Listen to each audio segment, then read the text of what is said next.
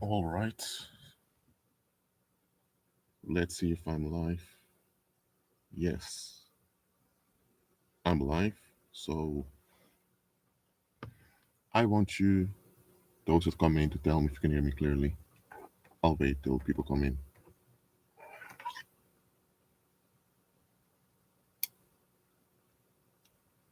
For those that are here, let me know in the live chat that you're here, please. Thank you very much. I'll wait till more people come in.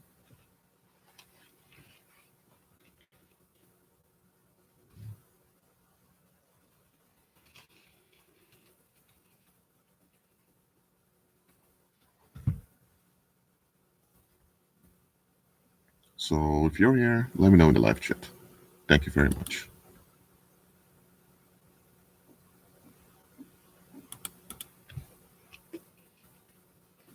And in the live chat, please, that you're here.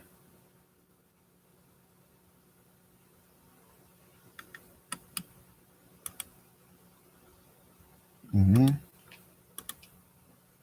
Thank you for being here.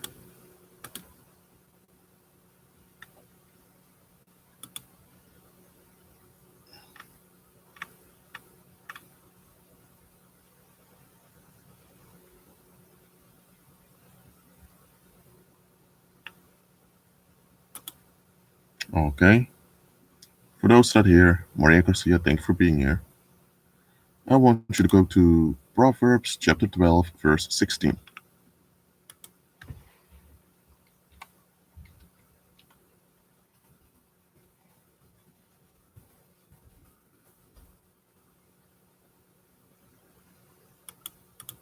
Okay. Andrew 2, top, if I pronounce it well, please go to Proverbs chapter 12 verse 16. So let me know when you're there. Then I can continue. Then I'll continue, I mean.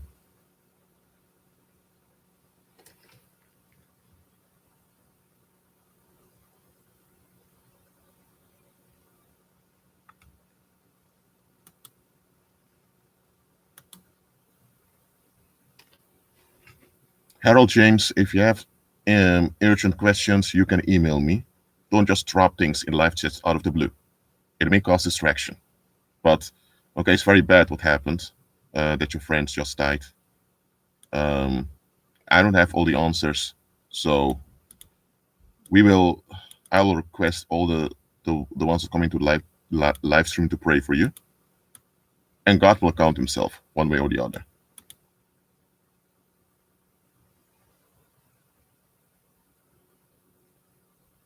Okay. Marcus Art, please go to Proverbs chapter 12, verse 16. I'm going to read it now. I'm reading the New King James Version, and it says, "A fool's rod is known at once, but a prudent man covers shame."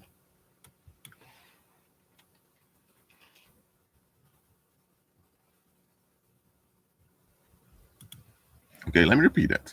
Proverbs chapter 12, verse 16. A fool's rod is known at once, but a prudent man covers shame. Okay, so what is wrath? Wrath is extreme anger, and in as a noun is often used in a humorous or rhetorical for a rhetorical effect. So wrath is different from anger. Anger simply means that something happens and you're opposing it. Anger is opposition. Rage is when someone has lost their mind and they really go after something. Fury simply means that someone is very intense against something. Annoyance simply means, okay, I really don't want this, but it's there, so I have to deal with it.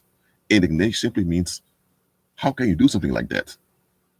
Outrage simply means that you act out your annoyance or act out your rage. So those are all different dimensions of anger. Vexation is one of them. It all comes down to the following: something happened that you are not in agreement with. And because you resist what happened, you develop an attitude against what happened. Okay? But here's the thing. In Proverbs chapter 12, verse 16, it says, a fool's rod is known at once. So that's very simple. Only people who are foolish, so only people who lack perspective and who lack proper understanding for how life works, only they will only reveal when they're upset. So people that immediately are straight to the point and reveal what they think or how they feel or how they think about you, they are fools. And here's the thing, wrath, anger, or any type of variation of it, when it comes to human beings, has to do with shame. Shame simply means you are uncomfortable with what and who you are. Now, let me give an example. Let's say that um, you are in a supermarket, okay, with your children, and there's this 5-year-old of yours. You have a 5-year-old son, and he begins to scream and shout and cry. Now, what happens? That crying, screaming child is associated with you. And in your mind, you're thinking, oh, people are going to think about me that I'm a bad parent because I can't manage my child. What happens? You're upset with the thought that people are going to think low of you. And as a result, you become pissed off or angry or upset against your child. And now, what happens often is people blame the child for what goes on. But here's the thing. Why is that child so upset in that supermarket? And he wasn't upset at the other place. How come the child so upset? Is the child asking for candy? Or is it, if that's true, why is the child so interested in candy? Someone must have emulated that candy is very important. That's why the child wants it. Or if it's not candy or anything from the supermarket the child wants, why is the child so upset?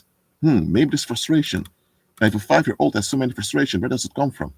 Maybe there's sexual abuse going on, whatever. That's how you deal with things constructively. But what happens often is that people don't want to be thought low of. People want to be validated. They want to be recognized, rightfully so.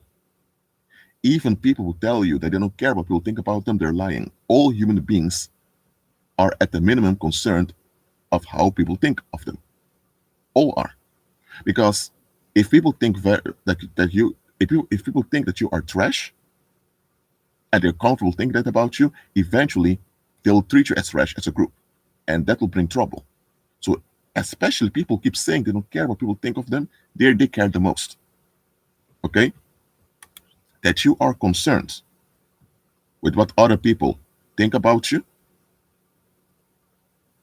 that is natural. Okay? However, when you base your when you base everything on everyone thinking well of you, that's where shame comes from. And the number one emotion that develops in resistance to shame is anger. Anger in human beings is nothing but resistance to shame. Shame is you thinking low of yourself in relationship to other people. That's what all that shame is about. So people that are grandiose narcissists, they have the most shame of all, but they just want to face the shame. They just want to cover it up with this extrovert, uh, dominant character, as far as you can call the character to begin with. So it says a prudent man covers shame. Why? Because here's the thing, when something happens that might trigger others to think low of you, that could be dangerous because when people think low of you, they will treat you in a low way. That's how human beings are. So when something happens that you consider to be a threat to your public esteem, people tend to act out to protect their reputation. Because in daily life, reputation matters. If you think that's not the case, then look at the United States, where someone's pulled over, depending on your skin color, it matters whether you survive it or not, often. Think about Dylan Roof, the guy that committed a massacre at a black church. When the cops came, they arrested him, and he was hungry, and he went to the Burger King with him. Look at some other suspects who were unarmed, and some of them didn't even survive. Oh, and they had a black skin color. So reputation matters. If you're from a group that has a low reputation, you will face difficulties in life. That's how simple it is.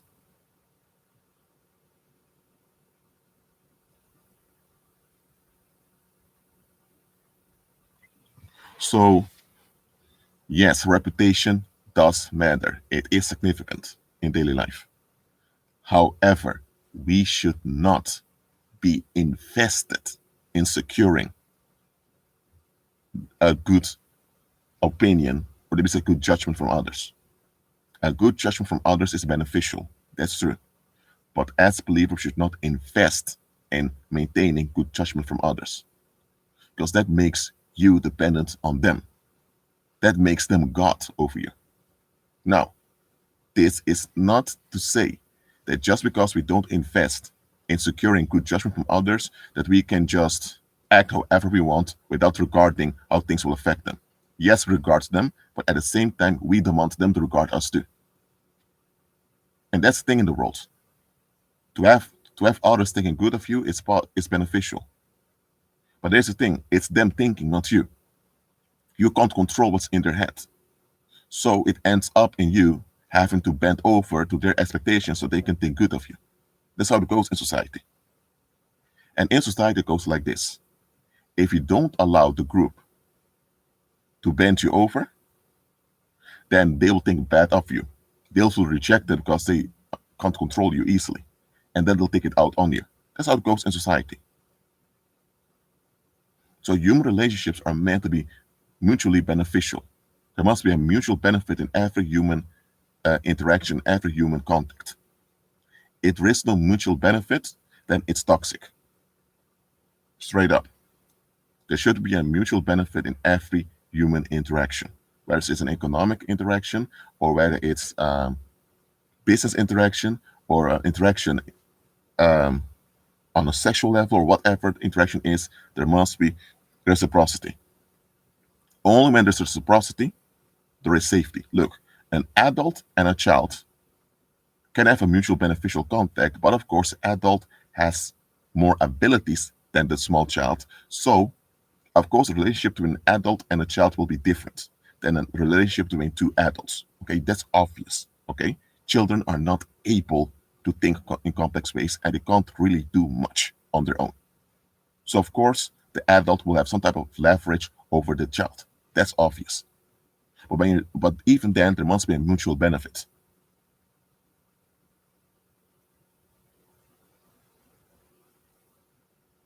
So, why did I name this live stream Unlearn Recklessness?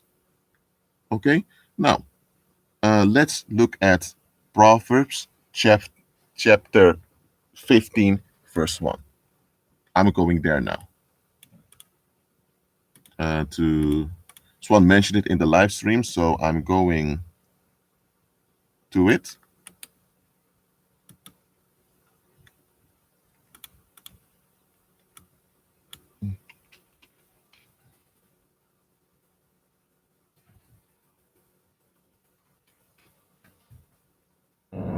BibleGateway.com.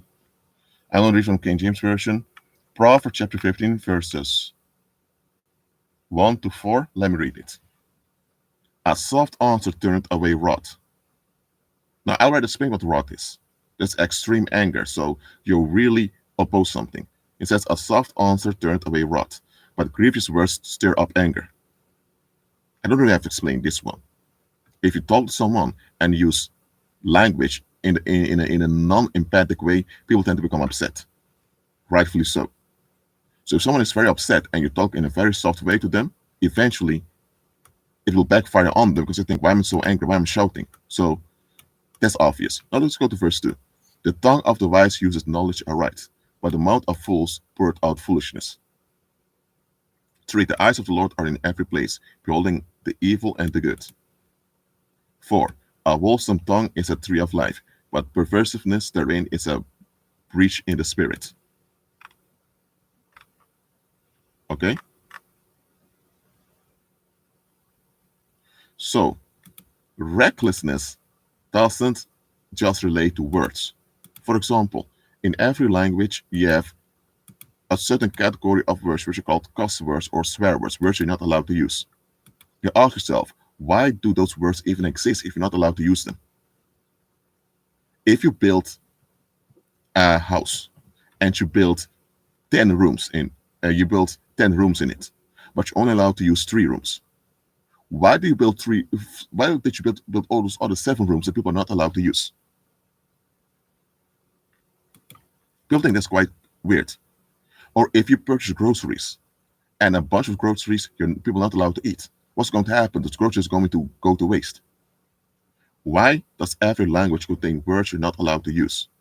It is because worldly people, they don't have self-words by default. So they want external validation that they matter.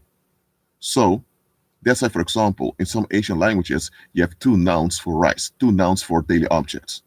You have 1 noun that you use when you talk to people that are of the same age or younger than you, and you have another noun when you talk to people who are older than you. Why is it people that are older than you need a special word when you talk about rice to them? If it's about rice, it's about rice.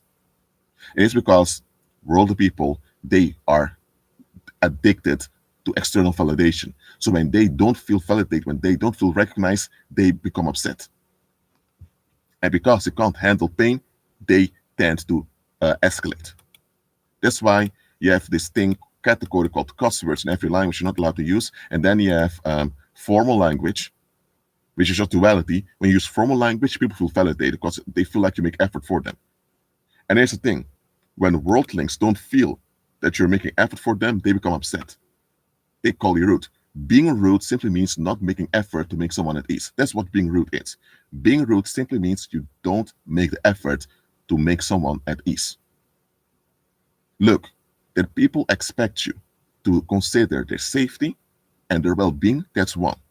But for people to demand you to make them feel at ease, that goes too far. Okay, that goes too far. Look, if you go to the Burger King, for example, and there you have the one behind the cashier, the one where you have to order, and the one that's to order just talks to you like a robot, showing no emotion. Okay, what's going to happen? A lot of people will not feel recognized. Okay, so what is likely to happen? People become upset because they say, "Oh, that guy that works at Burger King is very rude." I ask them, "Why you're upset?" "Yeah, he's rude." Now explain, why are you upset? They will tell, "Well, he didn't really make eye contact with me." I don't think, are you going to the Burger King to make eye contact with the employees? Are you going to date them or whatever? What does it concern you whether they make eye contact with you or not? And then people can't explain why. Okay, or let's say now you have someone approaching you and they're angry, and you think, okay, why are you angry? And they ask, why do you bother me? They begin to accuse you, and you remain calm, and you say, I don't know, I talk and just walk away. What happens? They become upset because they have their tension that they want to drop on you, and you don't allow them to do it, and now they call you disrespectful. Parents often do this with their children, just dumping tension on their children, and when the children refuse, the children are disrespectful, and now they want to take vengeance on the children for not allowing themselves to be victimized. That's how worldlings are. They want ease at all costs. And if you don't make effort to make them at ease, they will blame you for the unease they have on the inside. That's why in every customer service job that you have to be very, very empathic and fair, and you have to go over the top to make sure the customer feels important. This is a defect in the human species. I remember when I was a little child, I was 8, 9 years old. I was asking myself, why do grown people always demand so much effort when you're younger than them? I even asked some people around me and they couldn't explain it to me. I was thinking this is quite weird. It's those that are younger and vulnerable, more vulnerable, they're the ones who should receive more effort. Those that are grown, already grown. So why is it then that those that are younger and vulnerable, that they're the ones that have to keep making effort, those that are older? And if you don't give the effort the way they expect, they attack you. I was very direct and blunt with myself when it came to such things. I did not sugarcoat anything.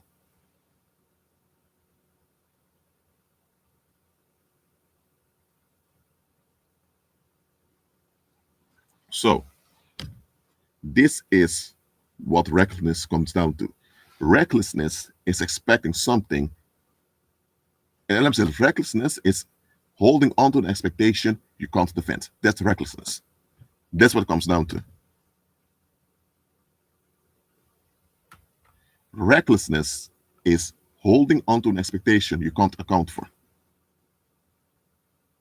Look, if you're about to cross the road and someone is texting while driving, you can be upset because you think, hey man, you're texting while driving, you could have hit me, or you could have harmed yourself, you could have harmed anyone. So that's different. But if you walk into a place, okay, and you expect people that are a bit younger than you to show you some type of special recognition, that goes too far. You have a mortal body just like they have. Why do you feel entitled that they need to give you extra recognition? And let's say now you expect them to talk to you a certain way, in a certain soft way, and they don't do it. They talk to you just like they talk to their peers. Now you feel offended. Why do you feel offended? Why are you entitled to receive high quality words from them just because you were born earlier than they are? You came out of a vagina just like they did. You came out of a vagina a few years earlier than they. And because of that, now you're entitled to whenever you come in. You can be upset, you can have a very bad attitude, and no matter how bad your attitude is, because you're older, they have to make you feel at ease. That's an expectation you cannot justify. And the only reason people get away with such expectations is because they are enabled by society. Because the moment someone keeps asking questions for you to justify it, you can't justify it. And that is where unwritten rules come from. There are written rules as don't drive more than 100 kilometers an hour in a street near homes. You can have a traffic rule like that that's written. Everyone can read the codified policy. Okay? So you can justify that because you can say if you drive more than 100 kilometers an hour, you may not be able to slow down on time when someone crosses the road. So those are expectations you can write down, you can document because you can explain them.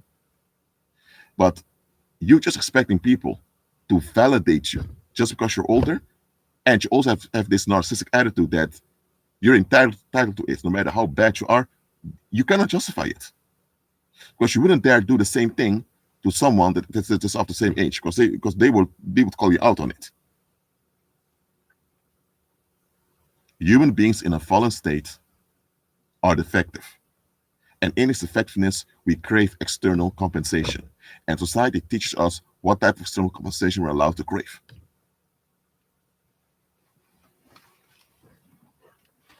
That's what it comes down to. So it's innate to follow mankind to crave external compensation, and society teaches you what type of compensation you're allowed to get.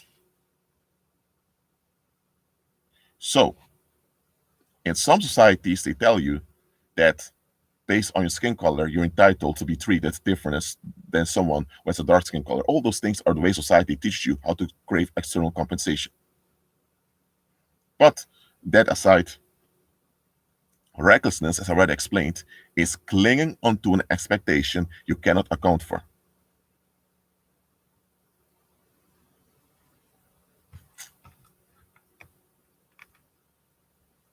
That's all recklessness is.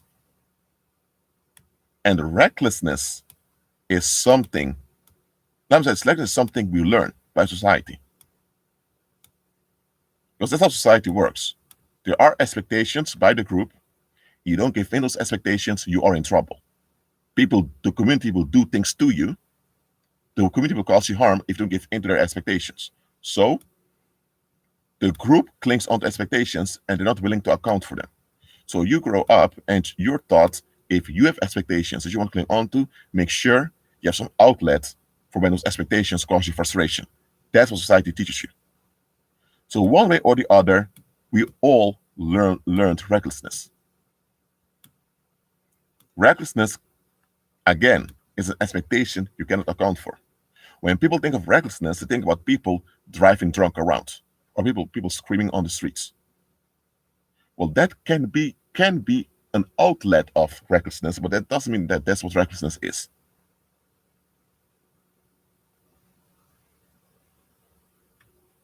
So when people persist in expecting things from you, but you notice that they cannot account for it, they are reckless. Simply as that.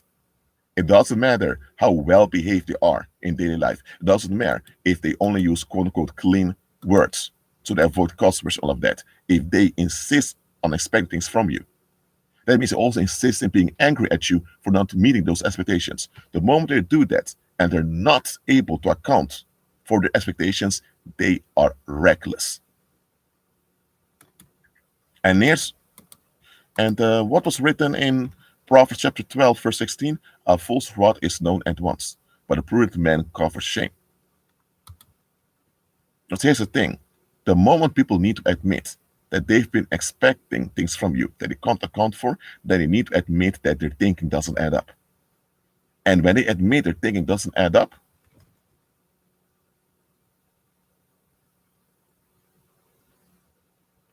the moment they admit this, they take the risk that others may think low of them. So, in the world, people develop pride. Simply, they don't want to admit when they're wrong, because admitting that you have been wrong means that you have to be vulnerable enough. That means that you're obliged to become vulnerable to comply with solutions. And if they admit they're wrong, that means that all that's holding on to that they were doing was based on a scam. So that reveals onto them that they are desperate for external compensation. And this is something about themselves they don't want to face. So when people see that you keep asking questions concerning what they want, they begin to call you rude, begin to gaslight you, begin to shame you. Why? Because they don't want to look within. They want to project all their heaviness on someone else, attack that individual they project onto, so they can escape looking at themselves. So society is collective recklessness. That's what society is. Where a society is very conservative or very liberal, that doesn't matter. Society is codified recklessness. That is what society is all about. So, as believers, we ought to unlearn recklessness. Christ said, be wise as serpents, yet innocent as doves. What is a serpent? A serpent is an animal. We know that. And a serpent is quite flexible. If you look at a rhino or you look at a horse, they're quite heavy and their bodies are not as flexible. But a serpent is very, very flexible. We ought to be flexible as serpents. And we ought to be like doves. Doves rarely attack people nor cause any harm. That's how we ought to be. So we ought to be flexible, but not flexible just to exploit people, but flexible in order to be constructive in daily life. So before I continue, do you understand what I've explained till now?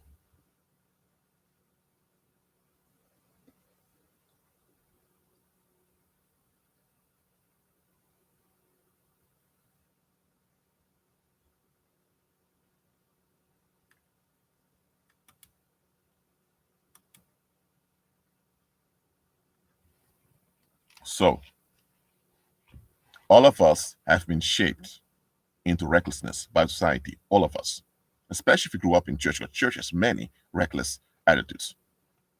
Because I need to remind you of this. Recklessness is it. We think recklessness simply means out of line behavior. But out of line behavior has a root, out of line thinking. And out of line thinking simply implies that you expect something that you can't account for. So, we as believers, we ought to unlearn every type of recklessness. Because this is what reckless thinking does to you. Reckless thinking is actually a cover up for mental instability. That's what it is.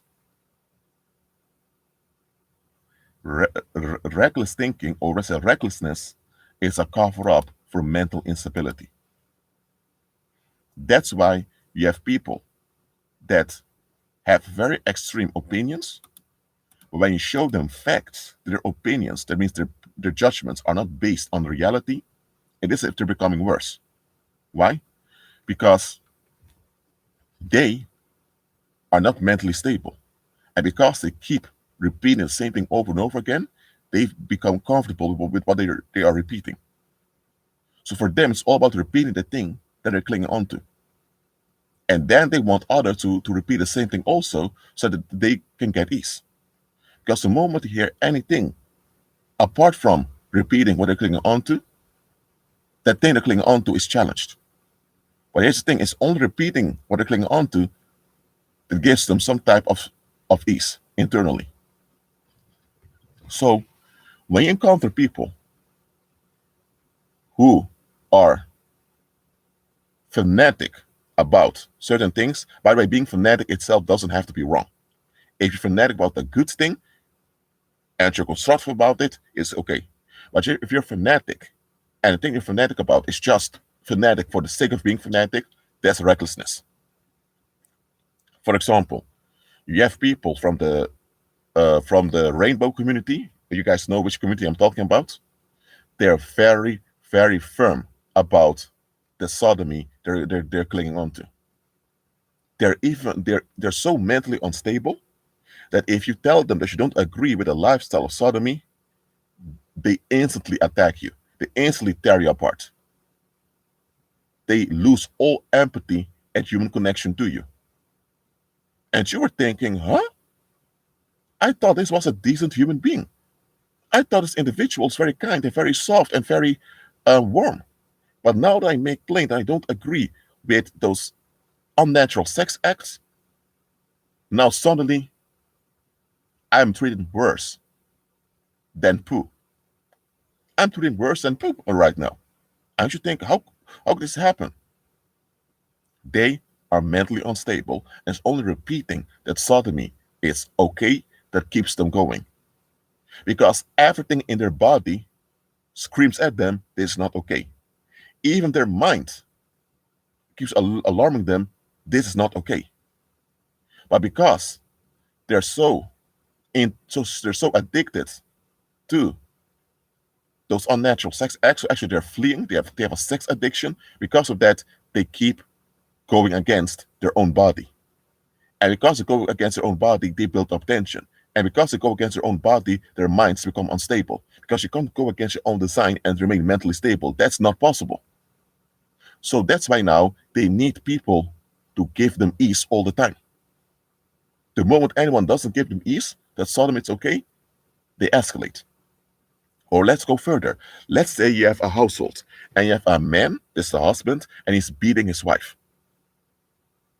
He just beats the crap out of her.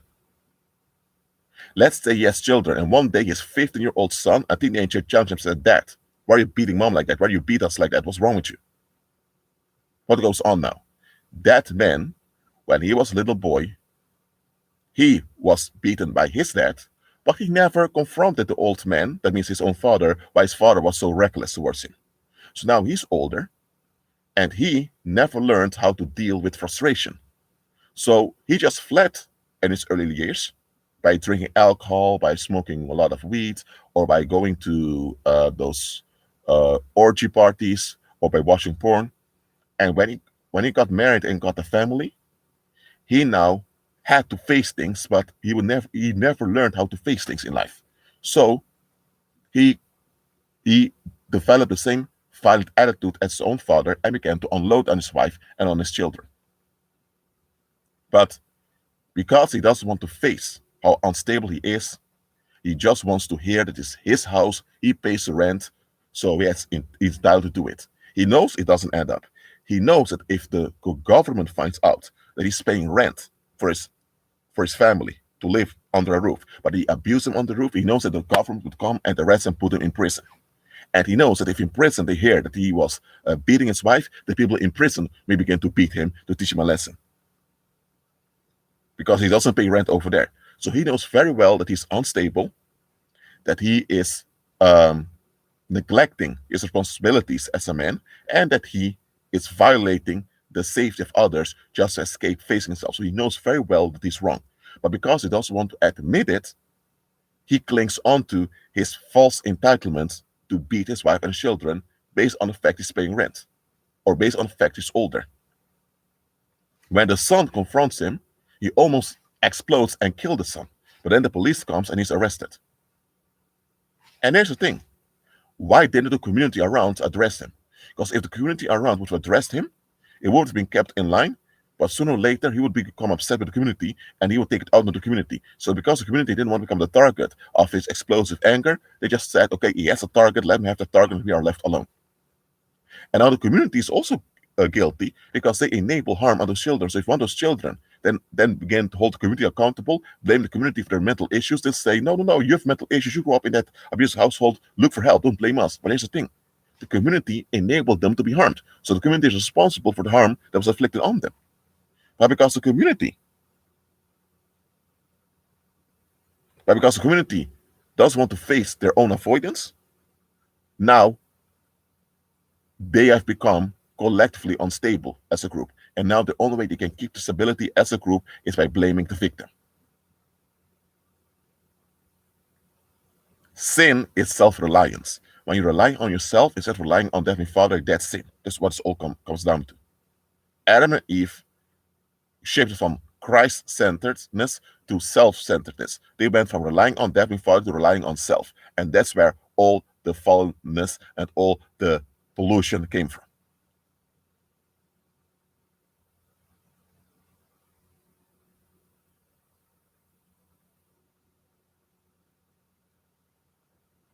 So, recklessness is also something that many grow up with in households. So, marijuana is a plant. So marijuana is not a sin. A plant cannot be a sin. Because a plant is just a plant. It's a substance. It's how you deal with the substance that can determine whether it's good for you or not. So, when it comes to recklessness, the first thing we need to do is acknowledge that we were trained into it by our environment.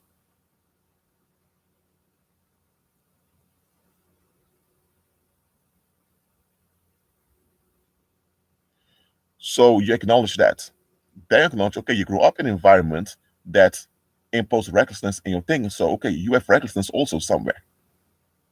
You did not get it by yourself. It was given to you by the environment. At least admit it happened. Look, if you are walking in the street and someone shoots you with a gun, they shot you, okay? You did not do it to yourself, so you can't blame yourself for being shot because they're the ones who shot you. But you have to admit you have been shot, okay? And because you admit you've been shot, you recognize you are in danger. And then you acknowledge, okay, I'm in danger, I need safety. That's the only thing you can do, admit your safety and then cry out for help. And as far as it depends on you, go for safety. Look, mankind is born in a fallen state. That's not our fault. Adam decided to forfeit trust in the Heavenly Father. So Adam went wrong and affected his genes and affected all of us, spiritually and physically. So we can't blame ourselves for that sin state. But we have to acknowledge that this fallen state is that we are in a bad shape. We need to acknowledge that. And once you acknowledge this, now you realize, okay, there needs to be a solution. And when you begin to look for solutions, you realize sooner or later that Christ is the solution. So the Heavenly Father is not in the business of blaming us for our fallen state because we can't be blamed for it. The Heavenly Father is not blaming anyone. It just compels us to receive the solution, who is Christ. Okay? It's human beings, especially people that go to church, that are so into blaming, blaming, blaming, and blaming. God is not into blaming. We are. And why are we into blaming? Because we rely on self. And self-reliance is what sin is about.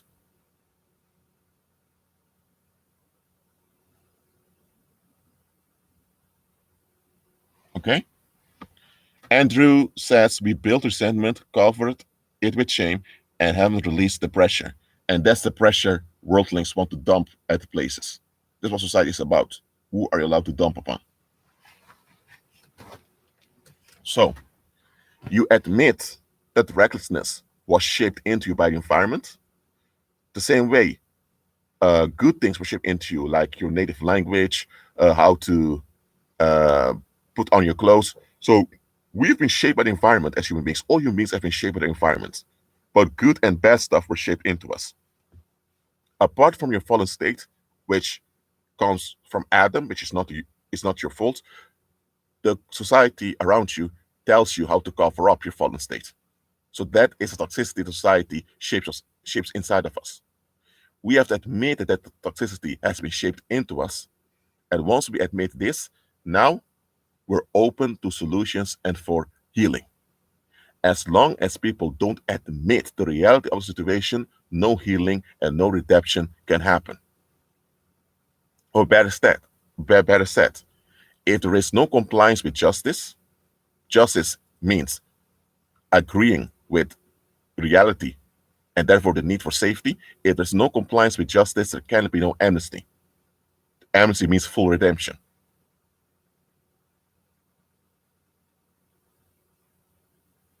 Okay?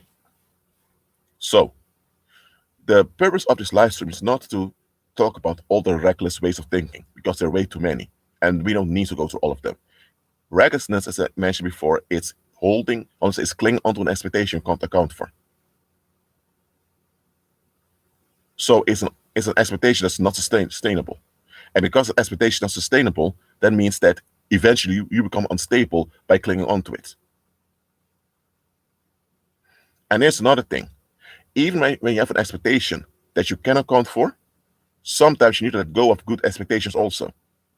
For example, it's right to expect your spouse to treat you in a kind way because you're spending your life with this individual. But what if your spouse is a violent coward, or better said, a narcissist? It's right to confront your spouse and to work things out. That's a good expectation. Okay, a very noble expectation. It's a realistic expectation. But here's the thing, your spouse is not realistic. That means that your spouse is not going to respond to reality in a constructive way. Your spouse is going to flee, and flee more. So that good expectation of yours that your spouse ought to comply with solutions is good.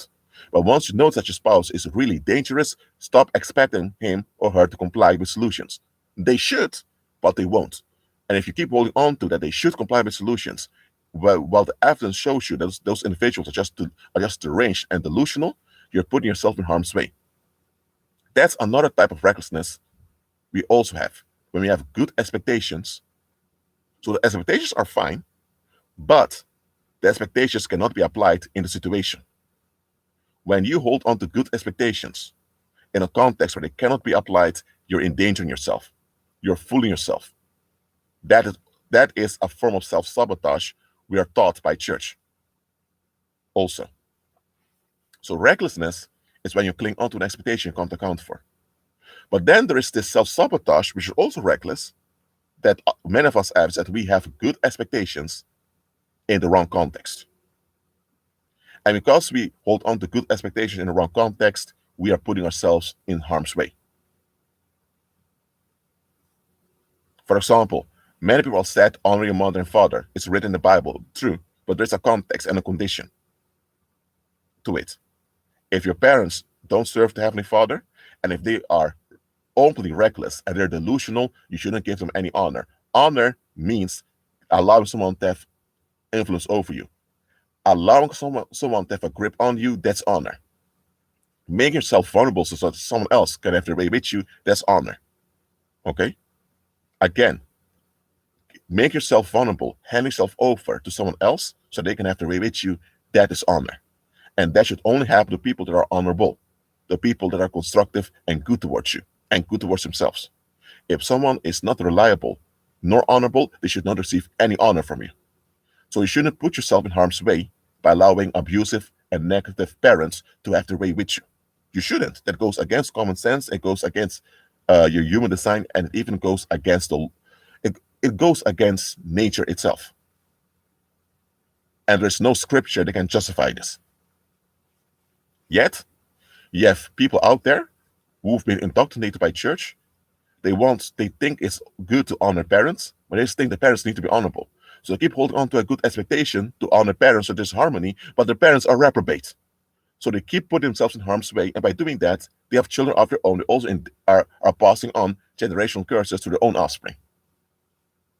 So this self-sabotage of clinging onto good expectations in a context where it doesn't apply is also something we need to unlearn.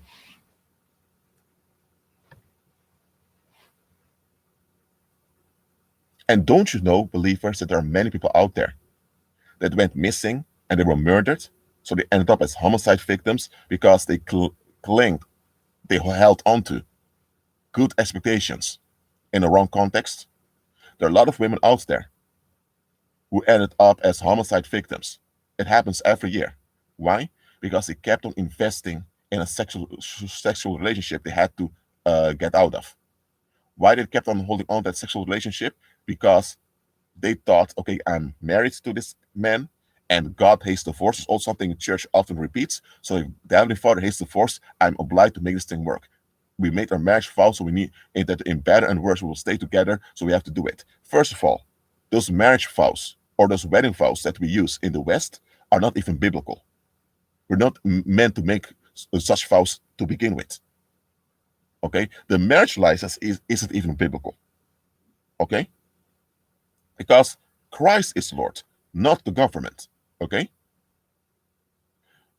so we grew up, many of us, with many sexual expectations of how sexuality is safe and when it's not safe, and those expectations keep us expecting things when it shouldn't be expected. A lot of women are told that if a man has this irresistible tension around him, then that day is the right one. So based on that, when they experience this irresistible tension with a guy, they just give themselves over and they want to give the best of themselves to the guy. Lady, who told you that encountering a man with this irresistible tension is the way to go? Who told you that? That's what my parents told me. That's what I hear on the saw on TV. That's what I hear in songs. That's what even they tell you in church that you need to fall in love. You need to be able. You should be mentally attached to the individual. That you can't live with. That you can't even stop thinking about the individual. So then you have to say, lady, you've been conditioned to be sexually addicted. I'm sorry, but with everyone you're involved with, you should use your sound mind, especially when it comes to sexuality, which requires a lot of your humanity. You have to be completely vulnerable to someone to be sexually involved with them. So you should use your sound mind when making such decisions. You shouldn't be stuck and have to think about someone. But that's what society taught them, to fall in love. So there are a lot of women that fall in love, or that delusion hits them, and now, based on their thinking, they invest and they end up being exploited, raped, drained, and eventually killed.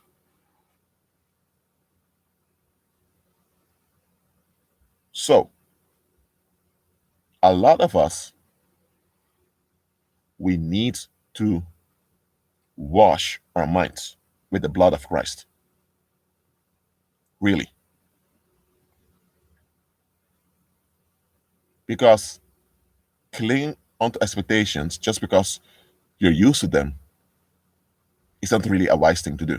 That's what fools do. So before I continue, do you understand what I've explained till now? Let me know in the live chat.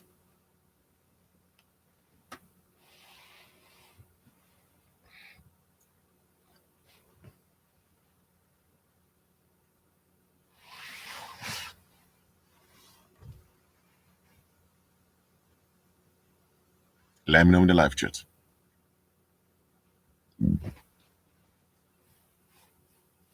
So, recklessness is at the root of all. I'm saying it is at the root of all violence in the world.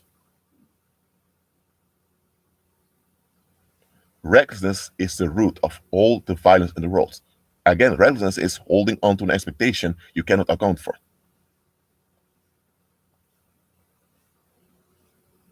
And that's why, as believers, we should not be too deeply involved with worldlings. Why? Because worldlings are filled with expectations they can't account for.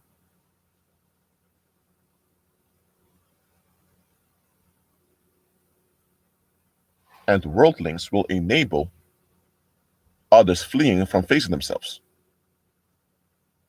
So whatever situation you encounter in life that's difficult, when you're dealing with worldlings, chances are they will make it harder on you, because they don't look at the bigger picture. They're not really constructive.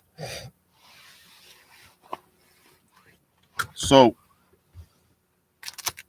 recklessness is rewarded by the world as long as it's expressed in a way that society can manage it.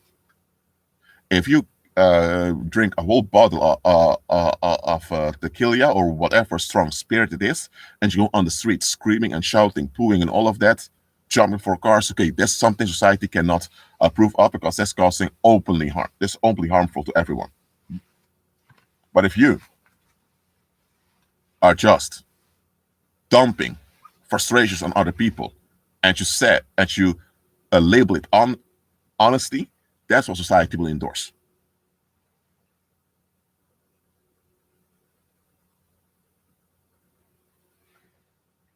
Okay, so recklessness is endorsed by society, because without society cannot exist.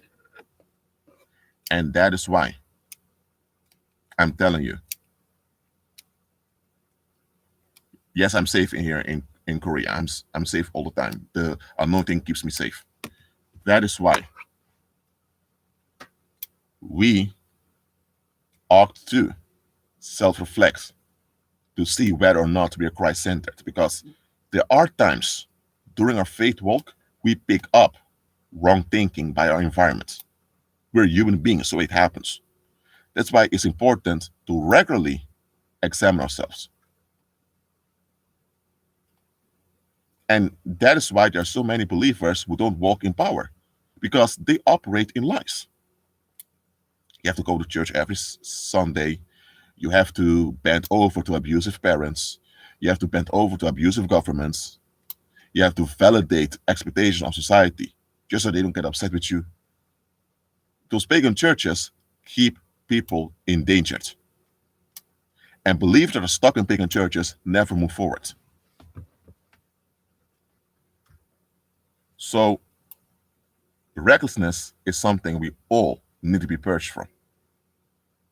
So every time you become upset, take a deep breath and ask yourself, why are you upset? Ask yourself why. Look, if you're in your car and another driver just rushed beside you, almost causing a car accident, for that moment, you're upset. Okay, that's understandable. But if you're upset for any other reason than immediate danger, then it's just you having an expectation that you're clinging on to. And then you need to be real. What are you expecting? Or what did you expect to happen? And it didn't happen. So why are you upset that it didn't happen? Oh, because you feel ignored. Oh, so it's about you being recognized and validated. So you're clinging on to external validation. Why do you cling on to external validation if Christ himself confirmed you at Calvary? Why do you seek any type of confirmation outside of Christ? That means you have unbelief. And where is unbelief, there is darkness and danger. So you are operating in a dangerous mindset. So you're not operating in faith. That's how you self-reflect, and that's how you correct your thinking.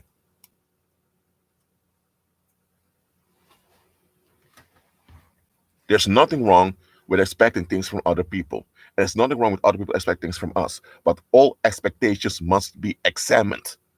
As human beings, we have obligations towards one another, period. This whole liberal thinking that you don't owe anyone anything because it's your life and all of that, it's BS. You owe people stuff. It doesn't matter how rich you are or how much titles you have, you owe other people stuff. Okay, you do. And when you are rich and you have abundance, you owe it to use it in a constructive way to the community.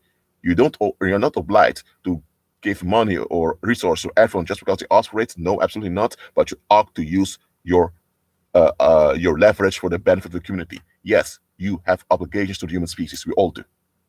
But there's the thing: all obligations towards other people must be Christ-centered. If they're not Christ-centered, that means those things are idols. Okay?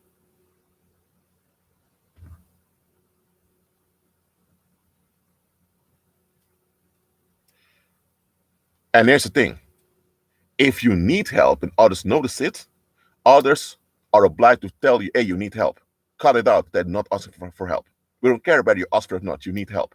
If you have a drinking issue and you keep on drinking and drinking and you're turning into alcoholic, the community is entitled to tell you, listen, you're going to therapy right now because we're not going to allow this to happen.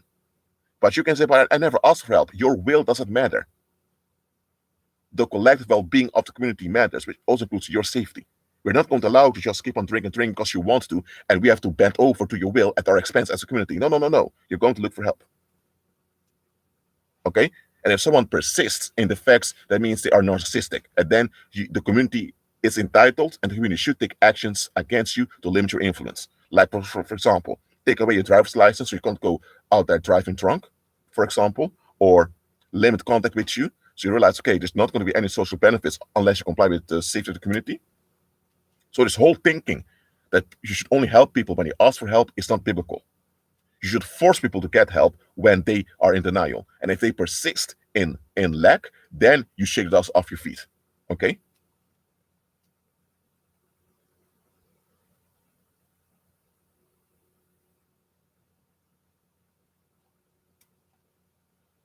So when someone really needs help, and it's objectively that they need to assistance, you point it out to them and you tell them, cut it out, accept help.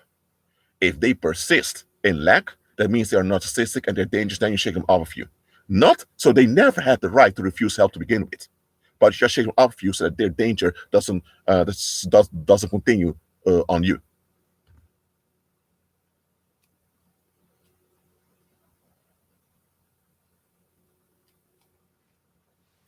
Okay, so when Christ told you to shake dust off your feet, he's not telling you that because others have the right to refuse solutions. They don't. He's just telling you they refuse solutions, so they are creeps, and as creeps, they want to they want a target to victimize. So move yourself away from them, so you're not around for them to victimize you. That's what Christ is telling you. Christ never acknowledged the right of worldlings to say no to his glory. He never did. We have no entitlement to choose, will, feel, and think however we want. That others have to take it. That whole teaching of free will is nonsensical. It goes against nature and against reality.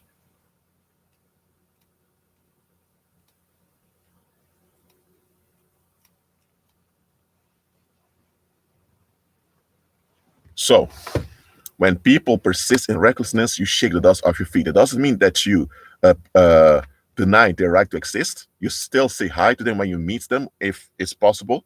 You still treat them with basic human decency, but you avoid them. And if they're too dangerous to even greet and to be around, you avoid them completely. Okay? So, make sure, as I said, keep examining yourself to make sure that whatever you expect in daily life, also of yourself, is Christ-centered. If it's Christ-centered, you can account for it, it's fine.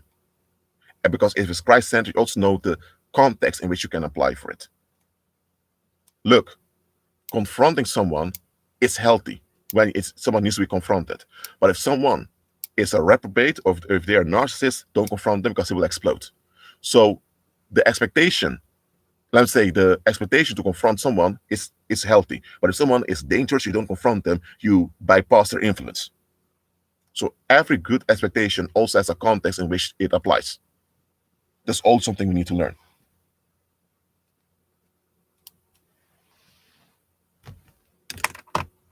So that's why this whole teaching of uh, maintaining boundaries is from the pits of hell.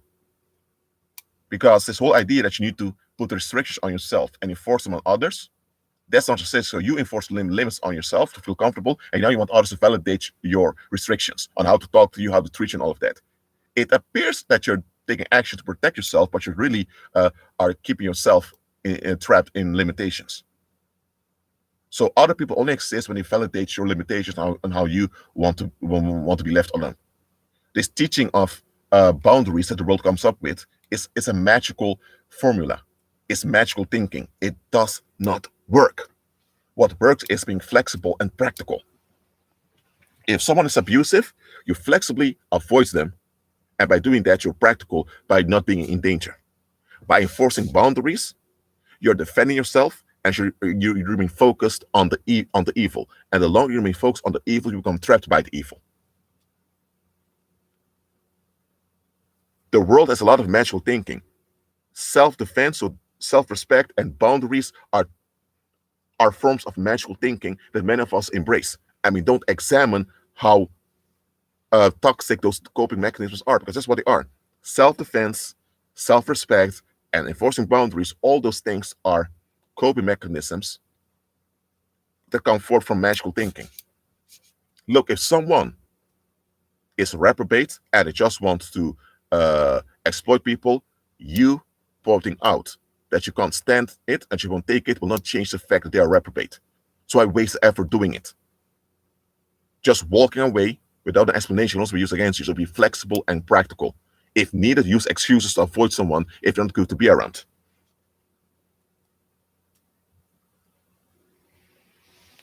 Self-defense is a trap, or self-respect. Because if people know that you walk away when you're not validated, or when you're treated well, then Satan will use that to keep you away out of opportunities. It can be that there's a supermarket, and because one day an employee treats you in a way you consider rude or you consider annoying, you don't come to the supermarket anymore. But here's the thing: the owner of that supermarket is there from time to time, and he's able to assist you with a scholarship because he has a brother-in-law who is the head of a university. You're not aware of all of this, and you was looking for a scholarship. So it can be that the answer to your prayer is just over there. But Satan sees that. So what does Satan do? Satan knows you hold on to boundaries, you hold on to expectations. So that's why Satan's going to violate some of your expectations, and because of that, you feel pain and you flee. You flee from being disrespected, as they call it in the world, and because of that, you stay away from that supermarket, and you lose out on a blessing.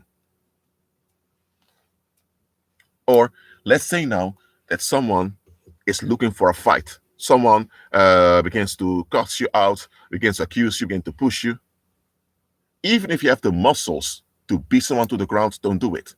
Because if you beat that individual to the ground and they go to the hospital and they die, it can be that they had a disease already that was killing them.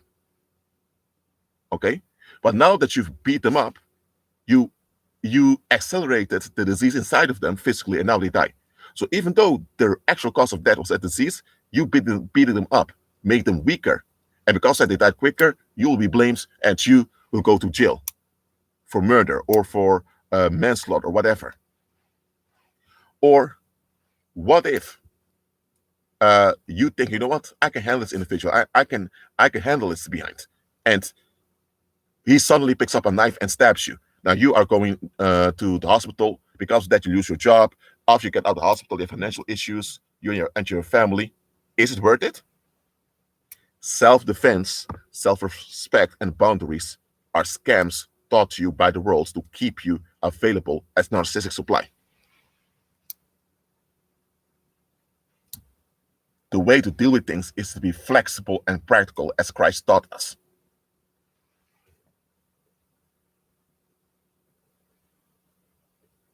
Please use the King James Version or New King James Version, please. The NIV is not reliable. They omit verses or they explain things in a very different way than the original text. So King James Version or New King James Version, please.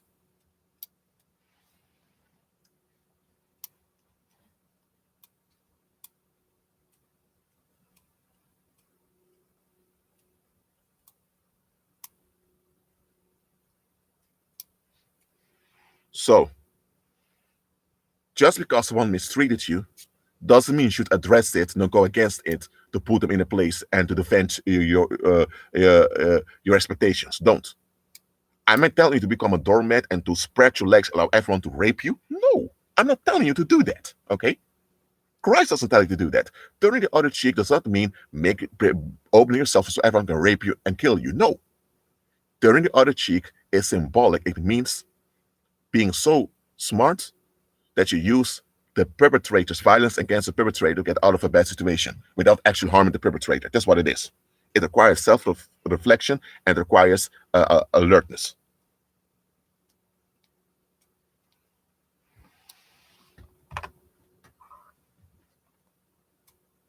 So all these teachings of self-defense, self-respect, and boundaries are recklessness. That's what they are. You keep clinging on to coping mechanisms that will eventually cost you in the future. And as believers, it's time for us to let all of those things go. It's like a magical formula. Someone says something you don't want, it goes at your expectation, enforce boundaries. Blackmail the individual into bending over to your restrictions. They don't do it, then you avoid them, then you don't matter. Only go around people that validate your expectations or that respect your boundaries as stated in the rules. The rules are phrased differently, but it comes down to people validating your expectations. Oh, someone challenged you, put them in their place so they know don't mess with you. All those things keep you in danger. Magical formulas, and we fall for them. Don't fall for magical formulas. Obey Christ. So that's all for this live stream. Meditate on what I said. Keep on agreeing with Christ and be at peace.